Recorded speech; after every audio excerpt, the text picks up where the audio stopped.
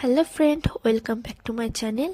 তো আজকে আমি তোমাদের দেখাতে চলেছি আমাদের চন্দ্রমল্লিকার জমিতে মাচা দেওয়া। তো সেটা জানতে হলে পুরো ভিডিওটা দেখতে থাকো। তো তোমাদের আমি আগের ভিডিওতেও দেখিয়েছিলাম কিভাবে আমাদের চন্দ্রমল্লিকার জমিতে সার দেওয়া হয় আর কি সার দেওয়া হয় সেটাও জানিয়েছিলাম। তো আজকে আমি দেখাবো আমাদের চন্দ্রমল্লিকার জমিতে মাচা দেওয়া। তো দেখো ফ্রেন্ড, প্রথমে মাচা দেওয়ার জন্য এরকম করে গুঁড়ো টানিয়ে নিয়েছে, মানে যে গুঁড়ো মানে তার, এইগুলোকে খুঁটোর সঙ্গে প্রথমে বেঁধে নেওয়া হয়েছে। তো এই খুঁটোগুলো বানানো হয় বাঁশ দিয়ে, যেগুলোকে মাটির সঙ্গে পুঁতা হয়েছে। এখন এই তারগুলো টানানোর পরে এই তারের সাইজ মতো খড়ি কেটে নিতে হয় কটা।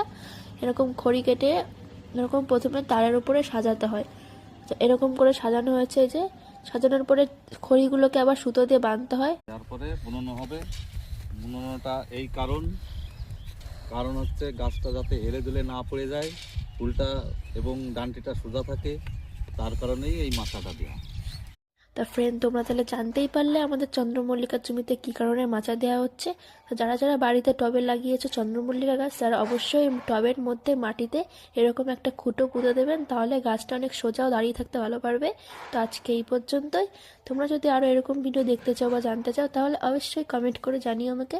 তো টাটা।